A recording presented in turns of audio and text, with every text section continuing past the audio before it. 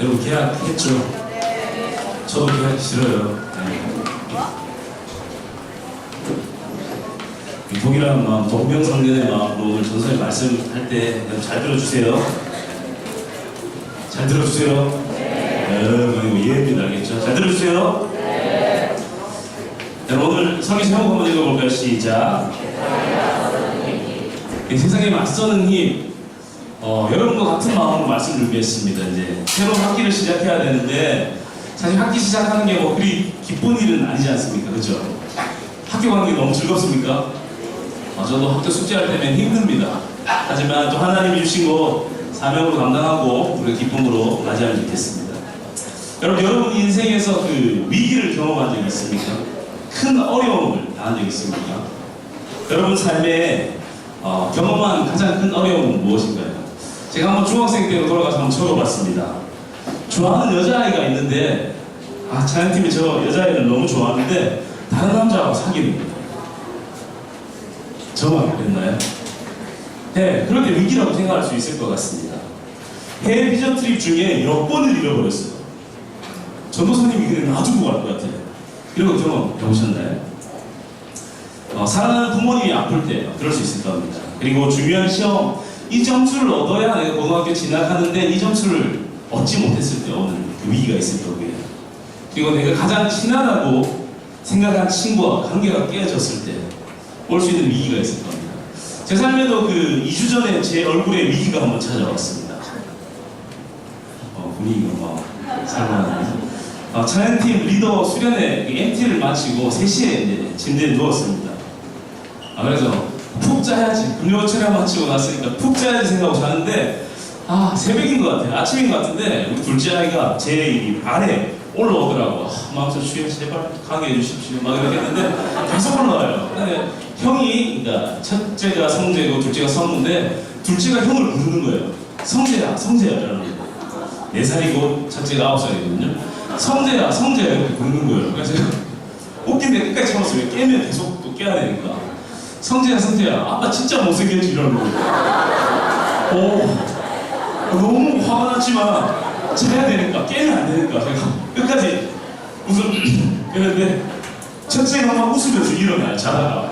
이렇게 물어보는 첫째가 둘째한테 성우야, 아빠가 진짜 못생겼어? 확인사살하는 거죠. 둘째가 웃으면서 말합니다. 진짜 못생겼어. 이게 허탈한 느낌에 제가 깼어요.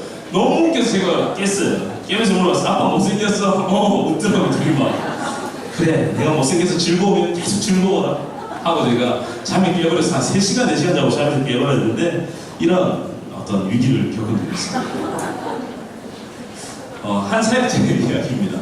함께 디자인을 부탁하기 위해서 제가 아는 자매를 만나러 갔습니다. 다른 부서 사역자를 만났는데 부서 사역자가 그 자매가 자리 비우고 난 사이에 계속 저한테 찌르는 거예요. 내가 원했던 스타일이 저 스타일이라고. 제가 한마디 해줬습니다. 지난주에 결혼했다고. 그런 위기 있을 수 있겠죠. 여러분, 누가 아파서 큰 위기를 맞이할 수 있겠지만 내가 생각했던 것들이 뜻대로 안 될 때 위기가 찾아올 수 있습니다. 여러분, 어떤 것이 있을까요? 어린 나이건 장성한 어른이건 동일하게 경도의 차이는 있지만 우리 삶에 찾아오는 위기가 있습니다. 모든 사람에게 동일한 거죠. 우리는 그 위기 상황에서 어떻게 반응하고 있습니까? 오늘 본문에는 히스기야 왕이라는 사람이 등장합니다. 그런데 등장과 함께 그는 큰 위기를 봉착합니다. 나라의 위기요, 자기 자신의 위기를 맞닥뜨립니다. 히스기야에게 찾아온 위기가 무엇이겠습니까? 오늘 본문이 이러기야 19장인데요. 이 내용을 알기 위해서는 18장부터 시작을 해야 됩니다. 배경을 잘 설명하며 이스라엘은 솔로몬 시대 이후에 북이스라엘과 남유다로 나누어집니다. 북이스라엘의 왕은 누구였죠? 하중규, 여로보암. 그리고 남유다는요, 르호보암 왕이라는 사람으로 시작을 합니다. 그런데 북이스라엘은 여로보암을 시작하자마자 여호와를 배반하고 우상을 숭배하기 시작합니다. 결국 북이스라엘이 멸망하게 된 이유도 이거죠. 우상 숭배, 여호와를 배반한 거죠. 그런데 이걸 보고 남유다는 배워야 했습니다. 하나님을 떠나는 인생은 끝나는 거구나. 하나님이 없는 삶은 아무것도 아니고는 배우고 그 삶을 살지 않아야 되는데 150년이 지나고 그 땅도 멸망합니다. 북이스라엘은 아시리아라는 나라로 인해서 멸망당하고요. 남유다는 바벨론에 의해서 멸망당합니다. 오늘 본문, 그러니까 19장, 18장부터 시작하는 내용은요, 북이스라엘이 멸망하고 남유다가 이제 마지막 멸망하기 직전 150년이 시작되는 시점입니다. 이때 혜성같이 히스기야 왕이라는 사람이 등장합니다. 그는 하나님을 의지했다라는 표현이 나옵니다. 하나님을 위해서 살고자 했던 왕입니다. 이때 강대국은 제가 방금 말했던 북이스라엘을 멸망시켰던 아수르라는 나라입니다. 살만에셀이 아수르 왕일 때 북이스라엘의 사마리아를 점령합니다. 그야말로 북이스라엘을 두렵게 하는 존재였습니다. 주변의 많은 나라들이 조공을 바치고 아량으로 그리고 여러 가지로 강교한 외교 정책을 펼칩니다. 왜냐하면 자기 나라가 안전해야 하기 때문에. 왕이 바뀝니다.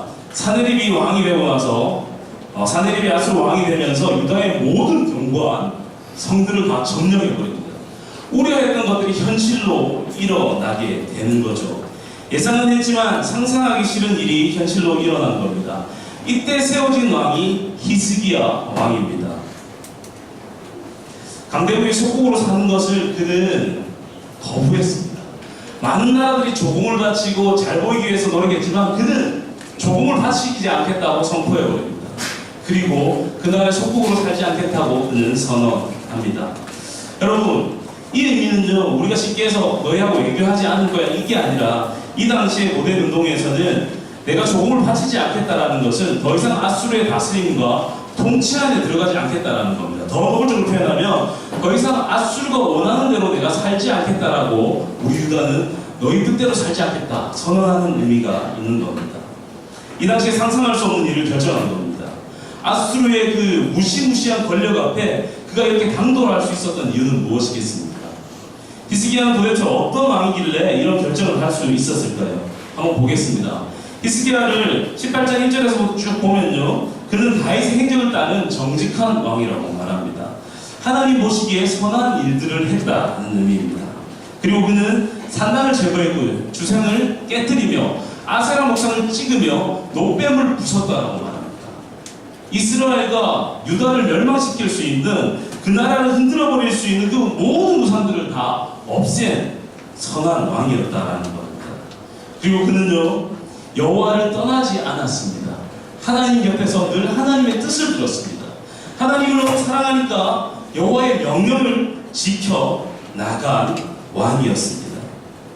정말 중요한 표현은요, 여호와를 의지한 왕이라는 표현이 나옵니다. 여러분, 시간이 허락한다면, 아니 열왕기사를 다 읽어보면요, 여호와를 의지했다라는 표현은 딱 한 왕에만 쓰입니다. 누구요? 예? 다윗요? 아니요, 히스기야. 히스기야에게 표현을 붙입니다. 히스기야 왕이 그 당시 모든 것을 쥐락펴락했던 아수르를 거부할 수 있던 이유는 바로 하나님이 있었기 때문입니다. 여러분, 누구를 두려워할 건지는 우리는 오늘도 선택해야 됩니다. 눈에 보이는 그 아수르라는 강대국을 두려워할 건지, 나를 위협하고 나를 죽일 수 있는 왕을 두려워할 건지, 아니면 눈에 보이지 않지만 영원한 왕 하나님을 두려워할 건지는 우리가 오늘도 선택해야 되는 문제입니다. 우리 인생을 결정짓는 너무나 중요한 선택입니다. 여러분, 어떤 것을 선택하겠습니까? 히스기야는 눈에 보이지 않는 하나님을 선택했습니다. 근데 문제가 생겼습니다. 선택과 동시에 히스기야의 삶에는 고난이 찾아옵니다. 믿음의 선택을 했습니다. 동시에 아수르의 공격이 시작됩니다. 왜 그렇습니까? 아수르를 따르지 않은 히스기야를 두고 볼 리가 없기 때문입니다. 아수르의 장군인 랍사게를 통하여 유다를 위협하기 시작합니다. 이제 그 도발이 시작되는데요, 어떤 도발이 있는지 우리 두 구절 한번 읽어보겠습니다. 시작. 내가 이제 누구를 의뢰하고 나를 반역하느냐? 이제 내가 너를 위하여 저 상한 갈대 지팡이를 애굽을 의뢰하도다. 아멘. 여러분, 쉽게 말하면 이제 랍사게가 대표로 왔습니다. 히스기야에게 그 신복에게 말하는 거죠. 너 누구를 의뢰하건데 애굽을 의뢰하냐? 까불지 말라는 겁니다. 누구를 의뢰하건 상관없이 너희는 나의 밥이라고 말하고 있는 겁니다. 이때 의뢰한다라는 단어는요, 여호와를 의지했다라고 표현했던 열왕기 기자가 표현했던 그 단어입니다. 다음도 한번 볼까요? 우리 한번 읽어보겠습니다. 시작. 내가 어찌 여호와의 뜻이 아니고야 이게 그것을 내가로 올라가겠느냐. 여호와께서 저에게 이르시기를 이 땅으로 올라가서 서서 여러분, 랍사기가 말하는 겁니다. 여호와를 알지도 못하면서 여호와의 뜻이라고 말하고 여호와께서 전에 내게 이르렀다. 하나님 내게 말씀했다라고 말합니다. 주위에는 망령되어 있겠죠. 일어나지 않는 일을 계속해서 거짓말로 말하고 있습니다. 계속 가볼까요? 시작. 너희는 대학 아수르 왕의 말씀을 들으라. 여호와께서 우리를 건지시리라 하여도 히스기야에게 듣지 말라. 대왕 아수르 왕의 말씀과 히스기야 말씀을 대조시킵니다. 근데 히스기야는 누구의 말씀 전하는 사람입니까? 하나님의 뜻이 중요합니다. 그러니까 하나님의 말씀 듣지 말고 대왕 아수르의 왕을 말씀을 들어라. 그러니까 하나님과 아수르 왕을 동급으로 올려놓은 것을 볼 수 있습니다. 속내가 보이죠? 가볼게요. 자, 시작. 민족들 신들 중에 어느 한 신이 그의 땅을 아수르 왕의 손에서 건진 자가 있느냐? 민족의 모든 신들 중에 누가 그의 땅을 내 손에서 건졌기에 여호와가 예루살렘을 내 손에서 건지겠느냐 하셨느니라. 너무 같습니다. 신들 중에 아수르 왕이 신들보다 뛰어나다고 말하고요, 여호와보다 아수르가 뛰어나다라고 말합니다. 여러분, 랍사게는 자신의 강대국이 영원할 줄 알았습니다. 끝나지 않을 거라고 생각했습니다. 그런데 그의 도발은 걷잡을 수 없었습니다.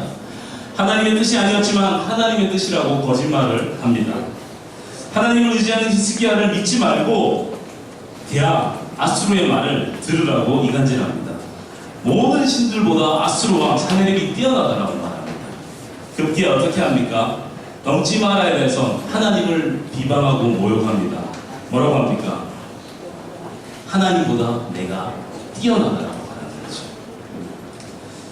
여러분, 랍사게라는 이 사람은 아수르를 대표하지만 넘지 말아야 될 선, 가지 말아야 될 선까지 가버린 거죠. 하나님을 비방하고 모욕하는 이 삶을 보고 여기에 더해서 어떻게 말합니까? 유다 방언으로 랍사게가 막 말합니다. 너희 하나님 믿지 말고 나를 믿어. 너희 그를 의지하면 망하게 된다라고 하나님을 모욕하고 있는 거죠. 이런 상황 속에서 히스기야 왕이 그 옷을 찢고 굵은 배를 두르고 여호와의 전에 들어갑니다. 그리고 엘리야김과 셈나와 장로들을 이사야의 선지자에게 보냅니다. 여러분, 히스기야가 그들을 보내고 나서 무엇을 했겠습니까? 그 위기, 나라의 위기, 자신의 생명의 위기 속에서 무엇을 했습니까? 한번 읽어볼까요? 자, 시작. 이스라엘 하나님 여호와의 말씀이 내가 아수르 왕 사네립 때문에 내가 기도하는 것을 내가 들었노라 하셨나이다. 아멘. 여러분, 히스기야가 선택했던 것은요, 그 위기 상황 가운데 기도했다라는 겁니다. 히스기야가 선택한 것은 인간적인 방법이 아니었습니다. 모든 해답이 하나님께 있음을 인정했고요, 이 모든 싸움이 하나님께 속해 있음을 고백하는 것을 그의 삶으로 보여줬습니다. 여러분, 히스기야가 그렇게 담대할 수 있었던 이유가 무엇이겠습니까? 두려워하지 않는 그의 삶 안에서 찾아볼 수 있는 그 이유가 뭐겠습니까? 물론 사네립 왕이 유다의 모든 견고한 성을 점령했을 때 18장에 그가 갑자기 두려운 마음이 생겼어요. 어떻게 합니까? 성전에 있는 금과 은을 벽에 있는 성전 벽에 있는 금까지 긁어서 다 내어줍니다. 왜 그랬습니까? 두려운 감정이 들어왔기 때문이에요. 근데 이 말씀을 준비하면서 이 구절을 읽으면서 제 안에 위안이 됐습니다. 여러분에게도 위안이 되면 좋겠습니다. 우리가 믿음을 가지고 살아갑니다. 여러분, 예수님의 생명이 여러분 안에 있습니까? 있습니까? 그런데 우리가 믿음으로 살다가 보면 세상의 것이 더 커 보일 때가 있습니다. 그럴 때 두려움이 엄습하며 우리 삶에 하나님이 아닌 세상을 선택할 때도 있다는 겁니다. 혹시 여러분 넘어진 친구들이 있다면 다시 한 번 더 하나님의 마음으로 일어나는 여러분 되시기를 소망합니다. 두려움의 감정에 사로잡혀서 믿음을 선택하지 않을 때도 있었지만 히스기야는 대부분 믿음으로, 담대함으로 두려움 없이 살았습니다. 히스기야가 정말 기도한 이유가 뭘까요, 여러분? 히스기야가 그 위기 속에서 왜 기도했을까요? 원인은 하나입니다. 우리 한번 읽어볼까요? 시작.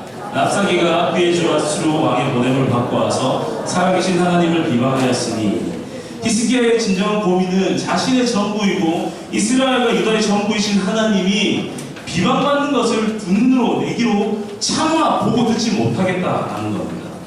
그의 기도 내용을 보면 그것을 쉽게 알 수 있습니다. 우리 기도 내용인데 히스기야의 기도 우리 두 구절 한번 읽어보겠습니다. 시작.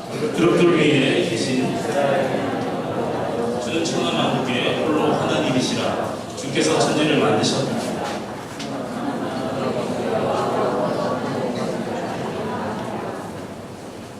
아멘. 여러분 이 기도 내용을 한번 보십시오. 너무 탁월하지 않습니까? 자신의 위기와 상관없이 뭐라고 고백하냐면 주는 천하만국의 홀로 하나님이시라. 주께서 천지를 만드셨나이다. 천하만국의 주 여호와가 홀로 하나님이신 줄 알리이다 하니라. 히스기야는 하나님이 천지를 창조하시고 인생의 모든 것을 주관하심을 믿었습니다. 그리고 그가 소망하는 것은 여러분, 저와 여러분을 포함해서 천하만국이 주 여호와가 오직 하나님인 것을 인정하는 것입니다. 하나님이 히스기야의 인생의 모든 것이 되시고 천지의 창조자 되신 하나님이 모함받는 것을 누구보다 싫어했던 것입니다. 따라서 그는 아수르 왕 앞에서 담대할 수 있었고 두려워하지 않을 수 있었던 것입니다. 오늘의 핵심은 바로 여기에 있습니다. 우리를 우겨싸는 아수르가 우리를 공격하고 어떤 어려움이 우리를 공격할지라도 사방이 우겨쌈을 당해서 한 발짝도 앞으로 갈 수 없을 때 우리 인생의 어려움이 발생할 때 그것을 대항할 수 있는 힘은 무엇입니까? 바로 하나님 그분을 인정하는 겁니다. 우리 인생의 모든 것 대신 하나님을 의지하는 것입니다. 아멘입니까? 여러분 어떤 인생의 어려움이 있을지라도 하나님을 의지하고 하나님을 인정하는 여러분 되기를 소망합니다. 아멘. 여러분 앞에서 말했지만 열왕기서에서 오직 히스기야 왕을 묘사할 때 의지했다라는 표현을 씁니다. 여러분 여기에서 의지했다는 것은 어떤 의미일까요? 열왕기하 18장 5절에 보면 히스기야가 의지했다라고 표현하면서 열왕기하 18장 6절에 이것을 부연 설명하고 있습니다. 우리 한번 읽어볼까요? 시작. 그가 여호와께 여호와께서 모세에게 명령하신 계명을 지켰더라. 여러분 의지했다라는 표현이 바로 이런 거라는 거죠. 히스기야한테 여호와께 연합한 것이고 여호와를 떠나지 아니한 것이고 모세에게 명령한 계명을 지킨 것입니다. 이 세 가지 의미로 말하고 있습니다. 근데 이 본문을 보면서 여호와께 연합했다. 여러분 연합했다는 게 어떤 말입니까? 뭐 동맹을 맺었다라는 겁니까? 하나님 나의 동맹자라는 겁니까? 오늘 한번 찾아봤습니다.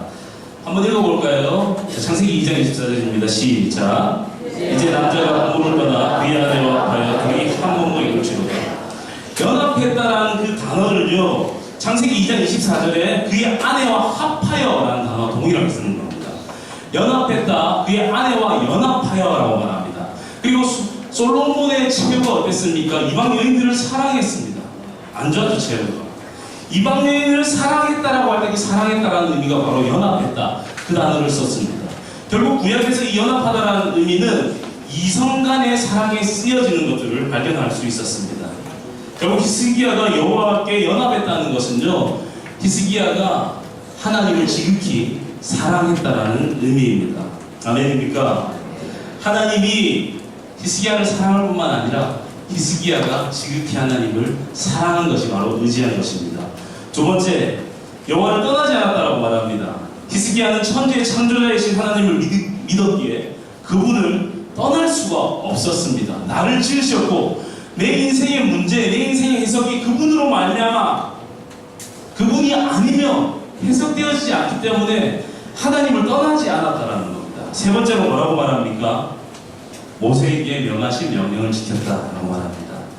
히스기야는 하나님을 사랑했기에 떠날 수가 없었고요. 그 말을 지킬 수밖에 없었던 것입니다. 여러분 생각해 보십시오. 어떤 것을 하라 한다고 해서 그 일을 합니까? 사랑하면 합니다. 옆 사람 얼굴 한번 보겠습니까? 옆 사람 보면 사랑하면 안 되는 말이죠. 사랑하면 합니다. 여러분 오락을 사랑하는 사람은 아침에 일어나면 오락을 합니다. 맞습니까? 걸그룹을 좋아하는 우리 남자친구들이 있다면 그들은 걸그룹 보면 그냥 리모컨이 갑니다. 맞습니까? 여러분 고민 되겠어요? 안 되겠어요? 저 1층에 지금 누가 와 있냐면요. 연예인, 여자친구가 와 있습니다. 1층에. 6층에서는 홍전도사님 말씀을 전하고 있습니다. 누구에게 가겠습니까? 대답 아무도 안 하잖아요. 나쁜 사람들에서. 하나님께 가야 되죠. 맞습니까? 지금 자다 일어나서 지금 여자친구 왔다고 생각하고 나가려고 하는 사람인데 가상으로 예를 들어봅니다. 결국 사랑하면 됩니다. 여러분 나중에 이제 고등학교를 졸업하고 대학에 가고 청년이 되면 이제 이성 교제를 할 거고 결혼을 할 거 아닙니까? 사랑하면 하게 됩니다. 안 믿기세요? 사랑하면 하게 됩니다. 여자친구가 이거 싫다고 하면 그거 안 하게 됩니다. 지금 주변 여자친구가 없어서 전혀 공감이 안 되는데 여러분 하나님을 의지한다라는 표현 안에는 이 놀라운 비밀이 숨겨져 있는 겁니다. 하나님을 사랑하고 그분을 사랑하기에 그분을 떠나지 않고 그분의 말씀을 지키는 것 바로 이것이 무엇입니까? 여호와를 의지한 히스기야의 삶이었습니다. 여러분 근데 히스기야가 우리에게 가르쳐주고 싶은 한 가지가 있습니다. 이것이 무엇입니까? 여호와를 사랑하고 사랑하기 때문에 떠나지 않고 그분의 말씀을 지키는 것 바로 기도라는 것입니다. 여러분 기도는요 입술로 고백하는 것이 마냥 기도가 아닙니다.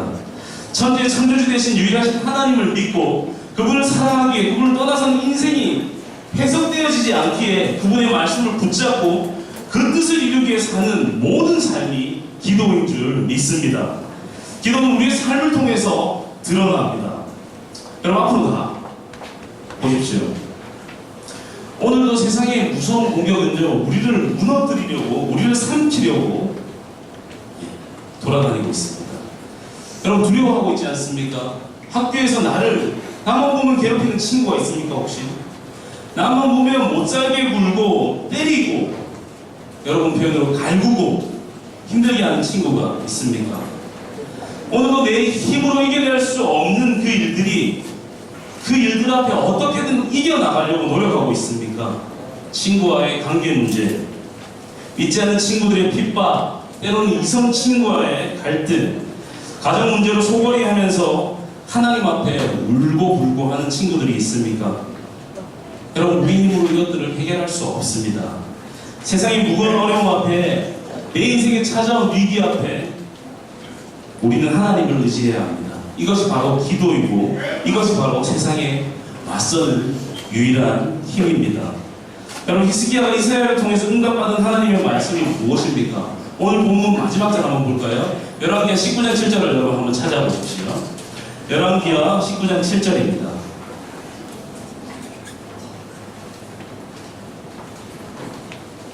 열왕기하 19장 7절. 자, 우리 찾으셨으면 함께 읽겠습니다. 시작. 내가 한 명을 그의 속에 두어 그로 소문을 듣고 그의 본국으로 돌아가게 하고 또 그의 본국에서 그에게 칼에 죽게 하리라 하셨느니라 하더라. 여러분 결론을 정확하게 말하고 싶지 않습니다. 결론은 어떻게 됐냐고요? 하나님이 말씀하신 그대로 1.1에 틀림없이 이루어졌습니다. 아수르, 랍사게, 사내립은 어떻게 됐습니까?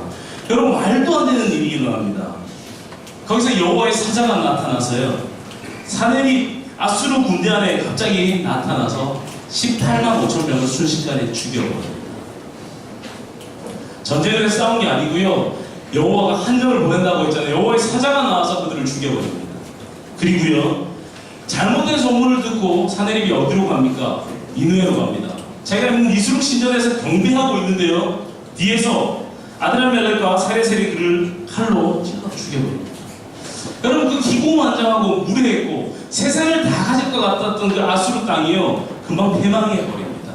그리고 그 땅을 하나님보다 위대한 것처럼 말했던 그 사내립 왕이요 순식간에 옆에 있던 신복들의 칼에 맞아 죽게 됩니다.